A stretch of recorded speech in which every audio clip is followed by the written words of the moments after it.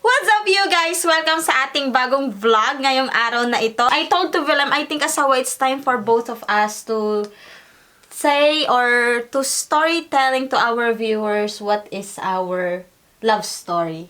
Because for me, I think our love story is quite unique. What can you say? Of course. Right? Because in the beginning pa lang, I came from in the land of the Philippines and you came from in the Middle East. Middle East? No, Middle East Europe. Middle East Europe. How you call that? I don't know. Eastern Europe? Eastern Europe. Okay. I list few things here, some questions, and how we will, it's like guide for us to tell you our love story. And then I will gonna throw some questions to my asawa. Yes! So he's not really totally prepared for everything because I just told him right now what we will gonna be doing. So yeah, so I just told him it will be about our love story. It's like some investigation. I will be asking you, so just to really see if you remember everything from the beginning. Course. Oh, confident. Okay. So, where did we meet? We met on some dating website. Yeah, it's true. You are don't know correct. the name. I don't remember as well. It's something like goes with Filipino dating, something like that, or I don't know. Yeah, I don't know really. Well, thanks to that website. Anyways, that is the route. That's the route. Yeah. What is your first impression to me in the photo? I don't remember. Oh, see, I thought you are pretty confident earlier. I just like you, I don't know, I just got curious about you because what you had in your bio, it was interesting. Really? That is what I remember, yeah. Really? What do I... It was I don't like remember very what... different from the other girls there. Really? It was quite long, you know. It's like I'm gonna cry. I don't remember exactly what was there, but it quite catch my attention. So my first impression with Vilem during that time is, based on his looks, he looks kind, and it just caught my attention that you were traveling during that time, and I was like, I'm so curious, how does it feel to travel? That is what I was thinking. Into that website, you have to put your number there, right? I think. Number? Yeah, phone number, and you called me, and I was like, who are you? Really? Yes, asawa, and you were like, oh, I am Vilem, and alam nyo, you know what guys, what is the first, what our conversation was like, do you know some laundry shop here? I am here in Lucena. And I was like, what? Really? Yes, asawa.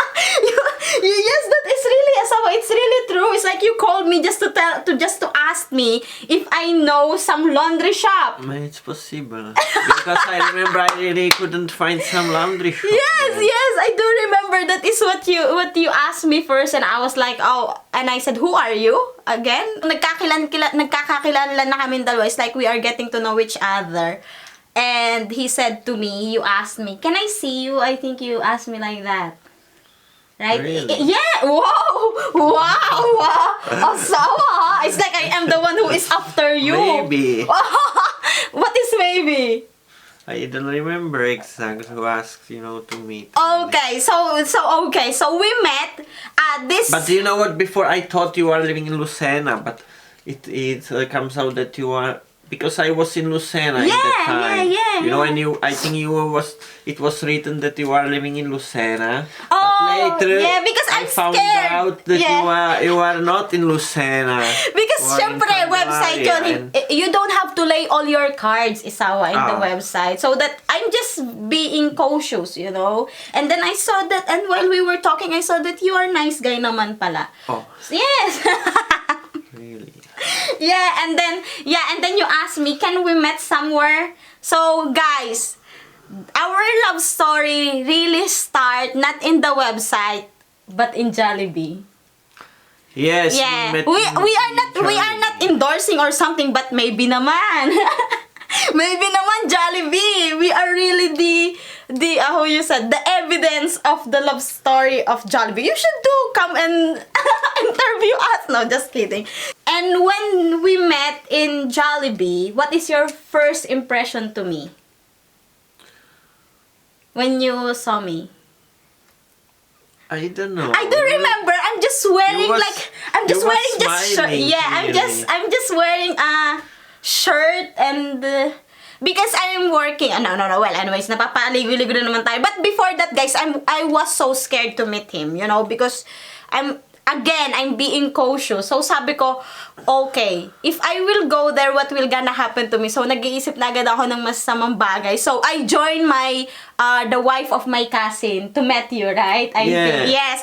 And then, alam nyo bang bago ko siya puntahan doon sa may Jollibee, nung nakita ko na siyang bumaba siya ng bus, tas dumiretso na sa Jollibee, sabi ko, naku, andyan na nga. Then yung my cousin was like, oh, he's already here, he's here. I was like, oh my God, I'm nervous. You know, kasi sa katapat ng Jollibee, may Novo doon. Sa halip na pumunta ako ng Jollibee to meet him, what I did was, I ran going inside the Novo because I don't want to show myself to him because I'm really kinda nervous and scared of what will gonna happen because I'm scared he might be some scam or something. Okay, very nice. Very nice. Sorry lang. And then I make him wait there for like few minutes and then I said to myself, oh my God, he's still waiting. And then you keep on calling me. You keep on ringing my phone. Like, maybe... Because I thought you are not there. I went so far from Lucena. From Lucena, it's not so far it's more than an hour. Huh. So, is it worth the wait? I don't know. Ah! Oh, yes, of course. It is worth. After we went to the Jollibee, we didn't really introduce ourselves to each other. You know where we handshake? In the middle of the road. I do remember. Yeah. So it's like example, we met in the Jollibee. We were like, yeah, it's very awkward really because there's a lot of passing bus and passing cars, motors, and jeep. Para talaga siya yung sa movies, like in a movie. We already met in the Jollibee. We just smiling like, and just staring to each other, looking to each other, you know what I mean? And then we just forgot that, oh my God, I didn't introduce myself. It's like, it's enough for both of us to show our faces to be an evidence that it is me, who I am, and then because it is you. We already talked before many times, via phone. Oh, yeah.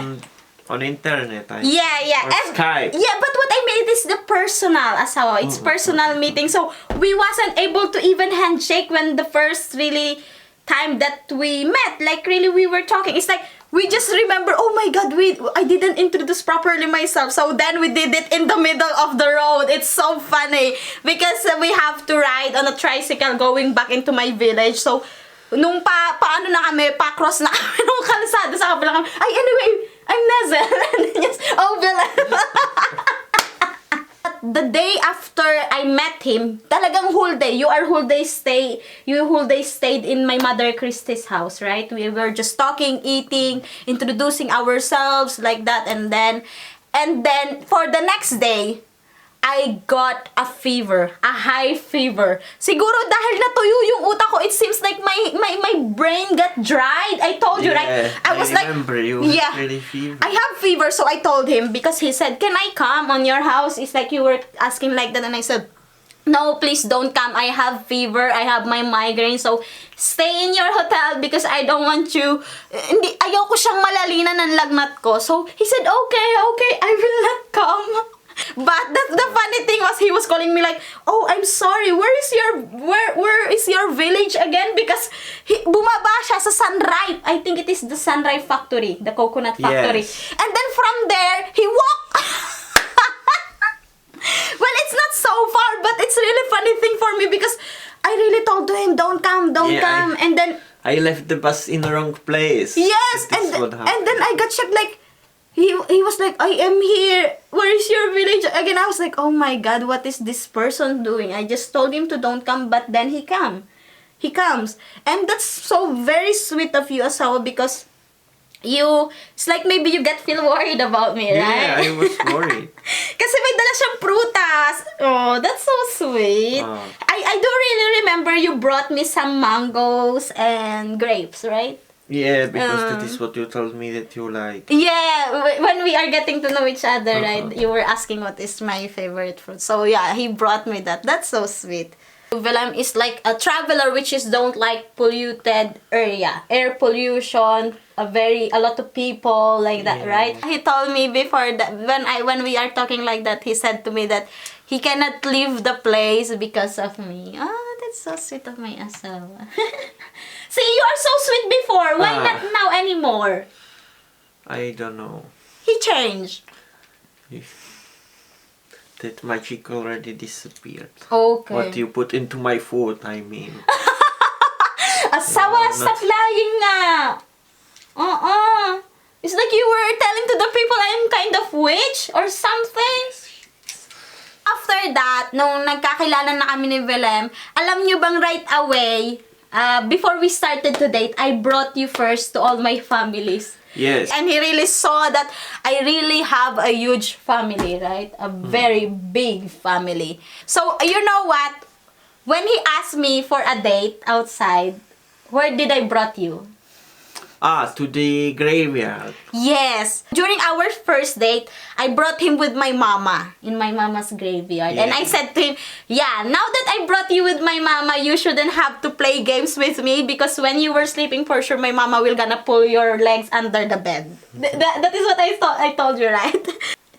It's because it's very nice, guys, to show to the person who are you getting to know with that you are serious, not that you are not for a play. After we get all the blessing of my family side, Vilem asked me if I could join you in traveling. Right? Yeah, because first I was actually planning to stay in Philippines just like for I think 1.5 months or something like that, but it already passed in this moment. Yeah, in that moment. So, you know, we was talking together and I decided that I will extend it, and we decided that we will buy a motorbike and we will go for traveling together in Philippines for at least, in the end I think it was like 5 months. Yes. So it was quite long time. It was really great. Vilem really showed me that world is really big. And Vilem is not a prince. He don't have source of money. Yeah. So we stopped. Kasi, because really, like what I told you in the beginning, Vilem, I am not part of his plan. Talagang Vilem is just so nice guy, a good guy. He joined me. He ruined his plan because of me. It's like I ruined your plan, right? Oh no. It's always like that you have some plan and there it will get changed. Because I think after Philippines, he wants to go to another country, right? I was planning to go to Australia or to New Zealand. Yeah. And then, it get But anyways, I went to Australia after Philippines. We will go there, asawa. So then, that is what happened. So we decided that we will live with my siblings in Gumaka. When we are living with my siblings, it's not so easy. I would accept that. And Vilem, it's so hard for me to see that Vilem is suffering because of me, because of my family. So I just really said to myself, why I should to keep this guy which is a really good person, and you know, he's very young and I am young too. So I said to myself, there will be more opportunities for him. So it's better for him to really go. So he left. It's so hard for us to say goodbye to each other, especially for me because I have this a lot of negative thought in my mind that he might be not coming back anymore. So he went to Australia, he worked there, and he promised me that he will be back on September, right? Yeah, I think I just been there for 3 months. 4 months, love. So he went to Australia. The time that I've learned to myself that I really love so much, Vilem, was when you broke your phone. I don't receive any message or any call from him into just one day, and I was like, oh my god, maybe because I'm pushing him too much, because I keep on telling to him, oh, if you find some other girl there, it will be fine to me. I'm just, it's a coating, you know what I mean? Parang umaarte lang ako. But of course, it's masakit para sa akin magsalita ng ganon, pero sinasabi ko pa rin sa kanya to test him. And then one day, I don't receive any message to him, so I jump into a lot of conclusion. Oh my god, maybe he really find another girl, or maybe he got tired of me. He saw that there's a lot of, maraming butas sa relasyon namin. He saw that he will have a lot of responsibilities on his shoulders. So I just thought that that makes him tired of our relationship, and he want to stop it. He cannot just say it. That is what I was thinking. And then on the next day, I received a call from him. His phone got broken. It fell, right? It fell. When I saw him that he came from out of the bus, he looked so handsome. So I was like, oh my God. And then when you saw me, you were like... You are so skinny in that time. I'm It's like you lost, I think, 10 or 20 kilos. I was like... I am not there. It's like I was you like... not eating. I was 37 kilos, like that. And So I'm so skinny and I don't know what happened to me. It's just like I couldn't eat, maybe. And there's no food to eat. Yeah. So, yeah. And then I received this hotel for him. And then I just went to the toilet to pee. And then when I came out, I saw Vilem. He's kneeling on the floor. Really? Yes. Then he asked me if I could marry him. And that is the sweetest. I never thought in my entire life someone will really kneel in front of me and gonna ask me to marry him. And even if it is in simple, but it's very in a surprising way, it's just really amazing. So what we did then, we went to Manila and then we got married in Manila City Hall. Right? Yeah. And then just this is the fun part. To show the pictures. This no, I don't want to show yeah, the it's very funny. because we went on rush because we already have plane tickets, I think, during that time. So that's why we really have to be on rush. When we applied in the Manila City Hall, it's like they will gonna contact us, they said, right? So one day they contact us. I thought we it just for like, how you call that, for like interview, right? Some for meeting. some meeting about the wedding, how will it work, what we will gonna do. And then we just went there just wearing nothing in good.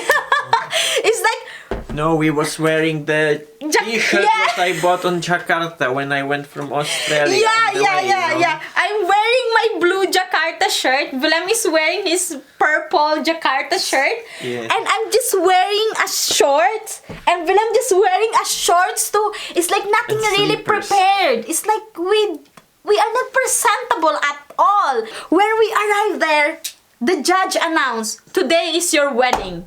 And we were like, what? Today is the wedding? Are you sure? Are you kidding us? Look at us. They were like, yeah, today is the wedding. The judge will come now. Yeah. And then the judge came. And me and Vilem, we are really in big eyes. Because when we saw the judge, he was drunk.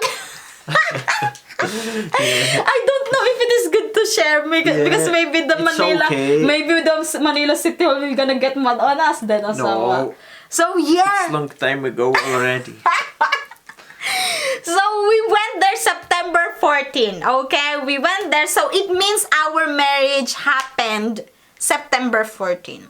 And then now it's time for us to receive our marriage certificate. We went to NSO, right? NSO, I think, correct?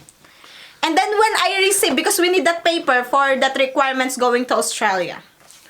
We are reading blah blah blah blah. Nezel, blah blah blah blah. And then there's written wedding. When was the wedding happened? Right? It was 16. written September 16.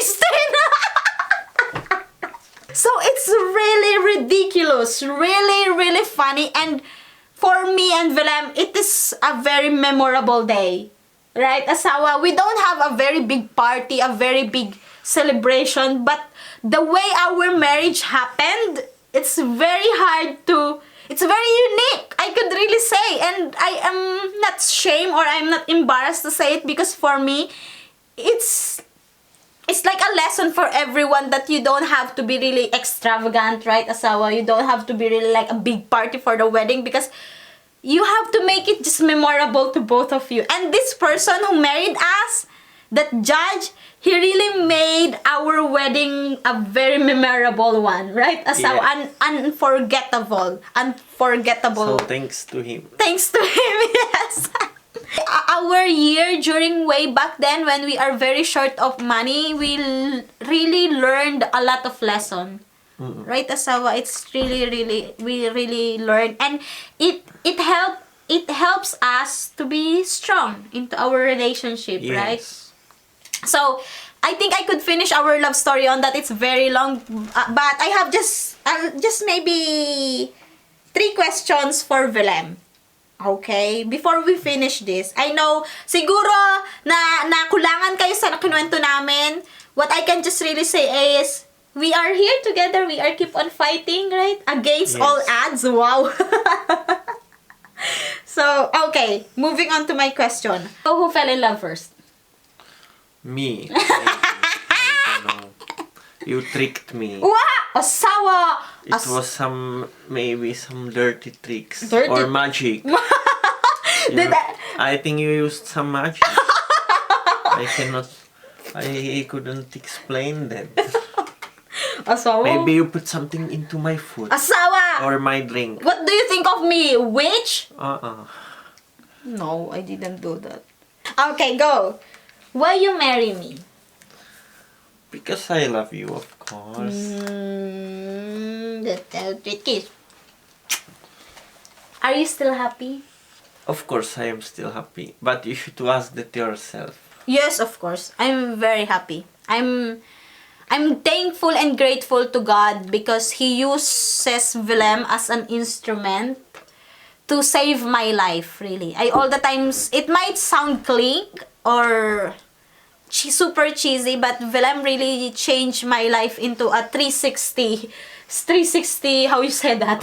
I don't know. If I didn't arrive, you would go to the university. No, your life will be better. No, I think it will goes with you, asawa, because really, Vilem, I know for sure that there will be a lot of opportunities are ready for him, but he chose. I am not into that. He chose to be with me, and I don't know. Sometimes I'm thinking about what if Vilem is not with me. For sure, he's very successful. I don't. See, think of so. course, he wants to say. I don't think so.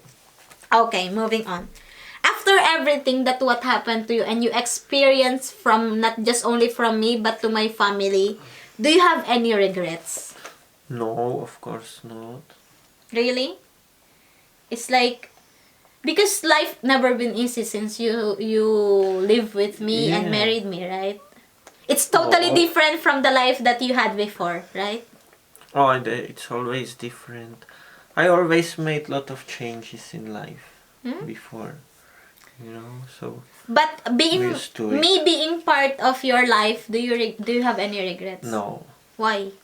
Why should I have some Because regrets? looking back, asawa, sometimes I was. It don't have sense to have some regrets in life. You cannot change the past. And I am happy, so why should I have some regrets? That's awesome. Thank you, love. Just let me to tell you one thing. When Vilem traveled, he is just newly break up, right, asawa, I think? Yes. For how many years you are together? I think almost 5 years. So yeah, they are for 5 years, but they didn't ended up into marriage. But me and Vilem, we just know each other. It's like we've been together just like February. I know, January 27th of January. And then we got married September 14th on the same year. So how many months was that only? Oh my god, just few months. Few months, guys. And yeah. But look at us now, right? So, Still together. Yeah, you cannot really say. Kasi when it is love and was destined for you, it's for you. You shouldn't have to rush on love. But when it comes, it will comes. Right? When it's for you, it's really for you. Because if it is for you, God will help you to do it for you. So now we are here in Czech Republic trying to save money again. And like what I told you on my previous vlog, I really did a big mistake or a big I let my asawa down. Yeah. Since we arrive here, I become selfish, so I really want to make bawi, para bumawi naman sa asawa ko. Kasi Vilem deserves nothing but the best. He's really nice and good man. Oh, really? So guys, that's it, our love story. We do hope that you learned something and you have fun listening to our love story. And because it is a love month, so that's why we really good to remember. it's good to remember. Everything. Yeah, we really had fun storytelling it to them, right? It's really nice. So yeah, thank you so much guys for watching. Bye bye.